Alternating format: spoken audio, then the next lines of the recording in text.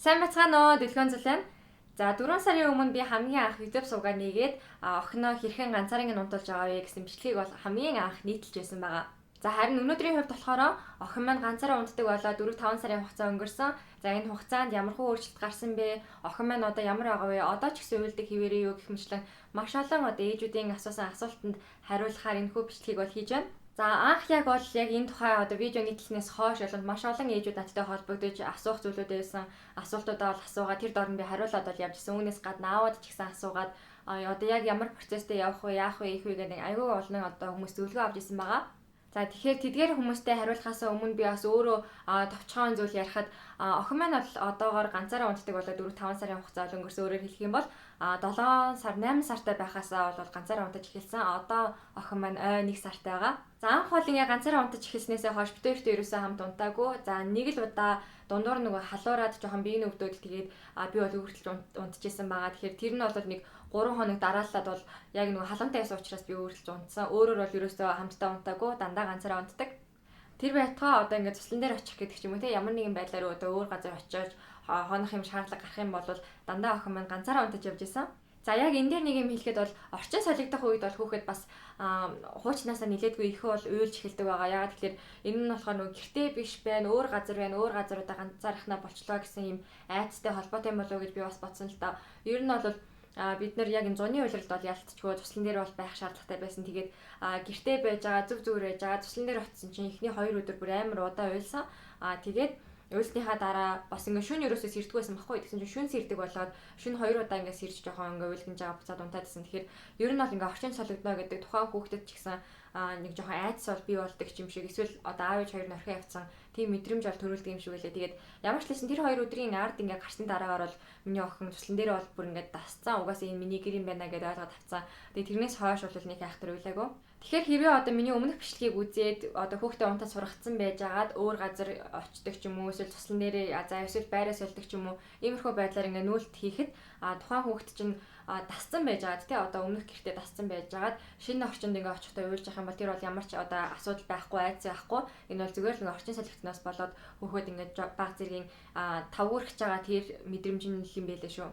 За тэгээд охин маань ингээ ганцаараа унтдаг болсноор зөвхөн охинд маань одоо амар таатай байгаагаас гадна бит хоёрт ч гэсэн нөхөр бит хоёрт ч гэсэн маш амар болж эхэлсэн. Яагаад тэгэхээр хүүхэд нөгөө ээжийнхээ хажууд унтаад тахаар өөрөө ирэхгүй одоо сүүгээ үнэрлээд мөмө үнэрлээд тэгээд дахин ингээс ирээд мөмө заавал амдаа хийх гэдэг хэдийгээр хүүхэд өлсөөгөө байгаа ч гэсэн заавал нөгөө амдаа мөмө хийжээж өөрөө тайвшрах гэдэг. Тийм учраас шүн бас ингээд одоо сэрэг татамж нь арай олон байдаг. За харин ганцаараа унтах юм бол мэдээж одоо сүүн үнэртэхгүй учраас тэр хүүгээ дахин сэрээд авах шаардлага байхгүй.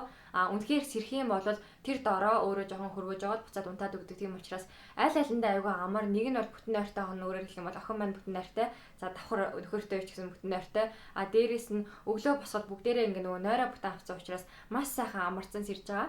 За тэгээд аав нар болгон бас мэддэг байх л та. Ер нь хамт унтах юм бол нөгөө хүүхдээ зогчих үедээ гэдэг ч юм уу хүүхдээ дарчих үе гэсэн айдснаас болоод бас жоохон ингээ бие бариад ингээ тохгүй унтдаг байх гэж би бодож байна. Тэгээд манай нөхрөө хувьд ч гэсэн яг ингээ охиноо дундаа унтуулдаг байхад бүр ингээ байдгаараа ингээ чих ингээ унтаж байгаа л тийм өглөө яг энэ байдалтаа ингээ сэрдэг байсан байхгүй юу. Дунд нь ингээ хамаагүй хөдөлгөхлээр айгаад идэг байсан юм шиг байна. Одоо болохоор ингээ охин тустай унтаж байгаа болохоор бид хоёр аль аль нь айгүй тухтай унтна, хаашаа хөдлөө, хаашаа чарсан хамаагүй тий.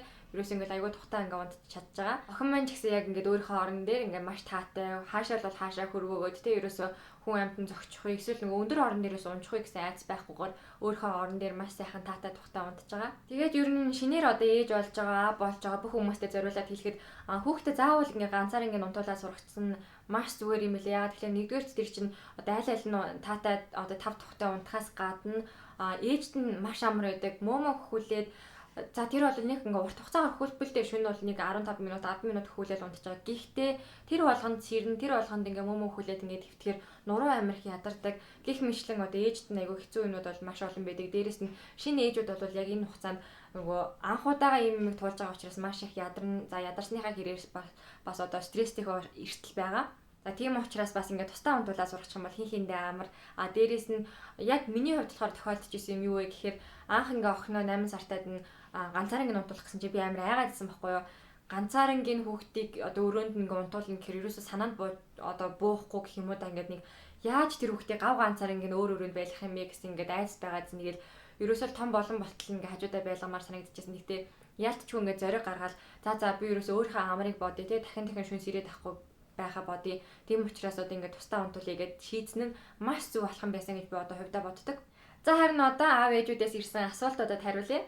За хамгийн ихний асуулт нь болохоор одоо хүүхэд чинь уйлдгүү одоо ингээд 4-5 сар бол болцсон байгаа шүү дээ. Охин маань 1 сартай. Тэгэхээр 8 сартаагаас хойш одоо ингээд унтаад сурцсан байгаа юм чи уйлдгүү гэсэн асуултууд бол байсан. За энэ асуултанд би маш дэлгэрэнгүй хариулъя гэж бодлоо. Ер нь бол хэрэв миний өмнөх бичлэгийг үзсэн бол тэн дээр яг хэрхэн хүүхдийг одоо ганцаар ингээд унтуул сургах уу? Яг тэр сургах үйл явцад ямар одоо бэрхшээл байдгүй юу, туулдгүй, яадаггүй идэггүй бүх юмнууд бол өмнөх бичлэгэн дээр байгаа. Тэрийг би одоо тайлбар хэсэг дээр оруулчих та нарыг ороод үзээрэй. Яг энэ бичлэгийг үзэж дуусныхаа дараа гэхдээ нэг юм сануулхад тэр бичлэг маань миний одоо YouTube сувагт маань орж исэн хамгийн анхны бичлэг учраас чанарын хувьд маш муу, дээрэс нь дууны хувьд нэлээд сул байгаа шүү. Би одоо өөрөө нэг аягүй бүрэг чимхий ярьж чадахгүй. Тэгээд одоо л арай нэг дуун тод болцсон байгаа боловч тэр үед ингээд сонсохлоор аягүй сул сонсогдож илээ. Тэгээд яг хуу дуугаа нэлээд чанга дээр нь тавьж аваад бас сонсож байлаа шүү. За тэгээд яг энэ асуултанд хариулахад болохоор хүүхэд бол мэдээж ингээ анх унтаад сурахад тухайн хүүхдийн одоо тайван байна уу, жоохон ааштай байна уу, эсвэл ингээ ирэх байна уу гэдгээс хамаарат хүүхэд одоо хэр удаан хугацаанд сурах вэ гэдэг нь бол шалтгаалж байгаа. Зарим хүүхдүүд болохоор эхний одоо 7 хоног тасралтгүй уйлж байгаа тэрнээсээ хойш болдог. Зарим хүүхдүүд бүр сар уйлдаг гэж байгаа байхгүй. Яг тэрэн дээр бас нэг тайлбар өгөхөд сар уйлаад бүр ингээд огт уйлахаар болчихж байгаа юм бол биш, 7 хоног уйлчаад бүр болчихж байгаа юм бол биш. Ягаад тэгэхээр тэр хугацаанд бол сурчиж байгаа. Яг өөрөөр хэлэх юм бол тэр хүүхэд шөндөөс ирэхгүйгээр бүтэн нойртойгоор хондог болоод ганцаараа унтаад одоо сурж ийна л гэсэн үг.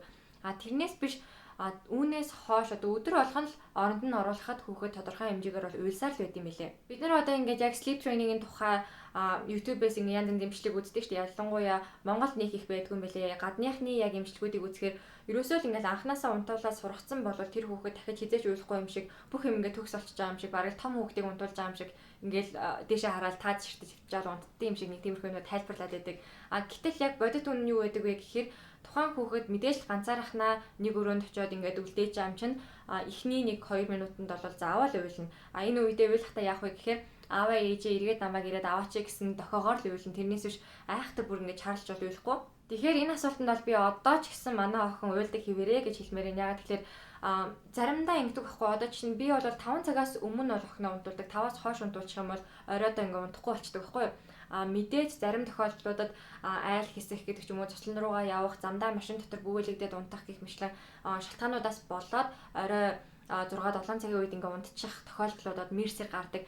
За энэ үед болохоор гэртээ ирээд яг нэг унтлагын цагт 8:30-д ч юм уу 9 цагт ингээ оронд нь оруулахлаар тухайн хүүхдийн нойрн хүрээгүй байгаа учраас маш их хэмжээгээр уйлдаг. Тэгээд одоо би унтах болоог байхад орондоо хийчлээ штэ гэсэн одоо мессежээр гэсэн үг штэ ер нь бол уйлаад байна. Тэгээд энэ үед болохоор бүр тасралтгүй уйлаа нэг 15 минут 20 минут бол уйлаад идэг. Тийм учраас тэгэж уйлуулахгүй тулд аль болох одоо 5-аас хойш унтуулахгүй байхыг хичээх хэрэгтэй. Үнэхээр тэгээд дундаа ямар нэгэн шалтгаанаар унтцсан байгаа бол тухайн хүүхдийнхээ унтах цагийг бас 1 цагаар хойшлуулж болно. За өөрөөр хэлэх юм бол манай охин 8:30-аас 9 цагийн хооронд бол унтдаг. Хэрвээ бид нэр гадуур явж байгаад хүүхэд маань одоо дундуур нь унтцсан байгаа гэж бодох юм бол хүүхдээ 9 цагт оронд нь оруулах биш, нилээн төвчээж агаад 10 цагт оруулах юм бол тухайн хүүхэд маань ядарсан байдаг учраас тийм одоо уйлахгүйгээр унтдаг гэсэн үг байхгүй юу?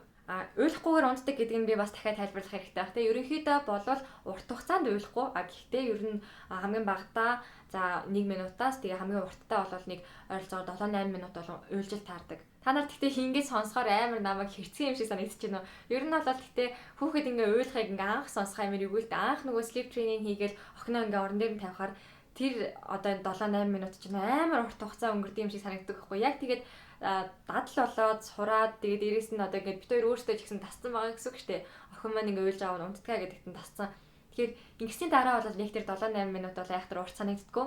Тэгээд ч яг энэ 7-8 минут уйлах хугацаа нь бол тэгэж амар нөгөө хүүхэд бүр ингээд чарлаад ойрлоо тэгэж бол уйлахгүй зүгээр л нэг юм нойрондоо ингээд уурлаад ч юм уу те жоохон нойроо харамлаад дээрэс нь нэг ахуулч марч юм шиг нэг эрхлэмэр ч юм шиг яг ямар ч гэмээр дэмдээ нэг тиймэрхүү уйлалтаар бол уйлдаг. Тэгэхээр нэг юм баг зэргийн 50 дуу уйлалт гэх юм бүр айхтар ойрж морилохгүй тийм учраас бас харцангуй гайгүй. Тэгэхээр хүүхэд бол яг ингээд sleep training дадаад сураад ингээ унтдаг болсон ч гэсэн ганцаараа унтдаг болсон ч гэсэн уйлдаг хэвээрэл байдаг гэсэн үг. Гэхдээ энэ бол яг ингээд жоохон том болоод тэ үлгэр мүлгэр сонсоод нэг ойлгоод тэг ингээд тавшраад унтдаг ганцаараа унтдаг болох хүртлээ болоод ингээд уйлдаг. Зарим ээжүүдийн хувьд болохоор ямар арга хэмжээ авдаг вэ гэхээр амд нь соосыг ичдэг юм билээ. Тэгэхээр соосог өгч байгаа хүүхэд бас нэг төдийлөн их уйлахгүй тэгээд унтаад өгдөг шүү, 50 унтаад өгдөг юм билээ. Өдөр яаж унтдаг вэ? Хэр их хэмжээгээр унтдаг вэ гэсэн асуулт бас ирсэн. За зарим ээжүүдийн хувьд болохоор өдөр яг ингээд sleep training-ийг хийгээд ганцаар ингээд унтуулдаг юм билээ. За миний хувьд болохоор яагаад жоохон тохиромжгүй санагдсан бэ гэхээр өдрийн цагаар бол нартай байдаг. Хүүхэд төдийлөн бас өдөр ингээд яг байгалийнхаа жамаар бас унтаад байхны хүсэл байдгүй шүү дээ. Ер нь бол бид нар баг хүчээр ингээд амраах зорилгоор дунд нь нэгээс 2 удаа бол унтуулдаг байгаа. Тэгэхээр яг ийм үед нь хүүхэд ядраагүй байхад sleep training хийгээд ганцаар ингээд унтуулах гэхээр жоохон их уйлаад идэг. Тэгээд заримдаа бас ингээд нэг амар тоглоод кино минь зургт мурт ингээ үзэж байгаад тэгээ шууд унтуулах гэх юм бол тэр чинь бүр толгоон сэргсэн байгаа учраас унтахгүй гэсэн үг л дээ. Тийм учраас яг миний хувьд болохоор өдрийн цагаар sleep training хийгээд ганцаар ингээ унтуулахаа жоохон тохиромжгүй юм шиг санагцсан. Тэгээд одоо болохоор яаж байгаа вэ гэхээр би яг өдрийн цагаар 2 удаа манай охин унтдаг. Хэр их унтдаг вэ гэдэгт тэгжсэн дээ. Тэгэхээр 2 удаа унтахдаа хуйланд нь цаг 30 минутаар унтдаг. Өөрөөр хэлэх юм бол өглөө аавыгаа ажилд нь явахад 8 цагт манай охин сэрчдэг. Тэгэхээр 8 цагт сэрүүн байжгаад за нэг 10 цагт 11 цагт ч юм уу эргээд унтдаг. Тэгээд 12:30-д сэрээд байжгаад 3 цагт унтаад тэгээд 4:30-аас хэтрүүлэхгүйгээр би сэрээждэг байхгүй юу. Тэгээд сэрээхтэй болохоор зүгээр шууд сэрээрээ босоорой гэхээс илүүтэйгээр би зүгээр ингээд жоохон дуугаа чангасгаад эхэлдэг, жоохон зургтынхаа дууг чангасгадаг ч юм уу те, эсвэл ингээд MTV дээр дуу тавьдаг ч юм уу. Би өөрөө ингээд өрөөнүүд рүүгээ орохдоо хаалга малныхаа бариулыг арайд ингээд чанга дуургаад гих мэтлээ ингэж байжгаад охноос ирээдэг. Тэрнээс биш шууд очиод босоорой сэрээрээ гэх юм бол хүүхэд жоохон тавгуутаад идэг. За тэгээд өдөр яг ингээ унтуулахтаа болохоор би өөрөө хажууд нь хөвтөж жагаад мөмөө өхүүлээд тэгээ унтсныхан дараа газ босоод явцдаг. Өөрөөр хэлэх юм бол яг өдрийн цагаар бол би sleep training буюу удаа ганцаар ингээ бол унтуулж чаддгүй гэсэн. За оройн хоолой хэдэн цагт иддэг вэ? Мөмөө яг унтахаа өмнө хөөхтгөө гэсэн асуултууд бас байсан. За энэ дээр болохоор би яг хэлэхэд миний охин одоо ой 1 сартай учраас бас харьцангуй ингээ жоох хүүхдүүдийг бодох юм бол арай бас гайгүй болцсон гэж хэлж болно. Өөрөөр хэлэх юм бол охин маань одоо 8 сартай байхдаа бол ялтч юм мөмөө өгөхөд унтдаг гэсэн байхгүй. Одоо болохоор нөгөө оройн хоолой бид хоёртой хамт идчихэж байгаа. Тэрнийхээ дараа нь жоохон тариг мараг уучж байгаа учраас өөрөө тэгээ мөмөө нэхэж болсон. Одоо ер нь баг би нэг одоо хэрэгцээнээс гарч байгаа гэх юм уу та өглөө нэг босоод нэг мөмөө өгөхөн дундуур нэг жоохон унтах гэж мунтахтаа л мөмөө өгөхөн тэрнээс биш мөмний нэг шаардлага байхгүй болсон. Тэгээд жишээ нь 8:30-аас унтдаг хүүхдтэй хам бол хамгийн багадаа 30 минутын өмнө л одоо хоол ч юм уу тийм ямар нэгэн байдлаар юм хөнгөн юм бол идсэн байх хэрэгтэй гэсэн үг. Тэгэхээр тэрнээс ойртуулчих юм бол ходоодны ажиллаад тухайн хүүхэд унтахтаа бас жоохон тавгуурхаад идэг. Яг 30 минутын өмнө эсвэл магадгүй цагийн өмнө тараг уулгадаг ч юм уу, боо бичээ идүүлдэг ч юм уу тиймэрхүү байдлаар бол хүүхэдтэй одоо юм хөнгөн зууш маягийн юмнууд бол өгж болно.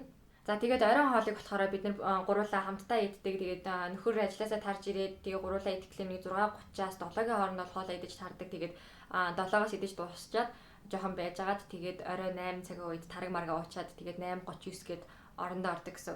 За хүүхэд хэрвээ шүн дундаас ирэх юм бол яах вэ гэж асууж ирсэн. За энэ дээр болохоор ер нь бол хүүхэд ингээд унтаад сурчих юм бол шүн сэрэхгүй байдаг нь аюу амар байдаг байхгүй. Тэгээд дахин одоо хөхүүлээд авах шаардлага байхгүй. Шүн бүр яг ингээд том хүн шиг дундаа бүр огт зэрэггүйгээр ингээд аюу хөрхөн унтчихдаг.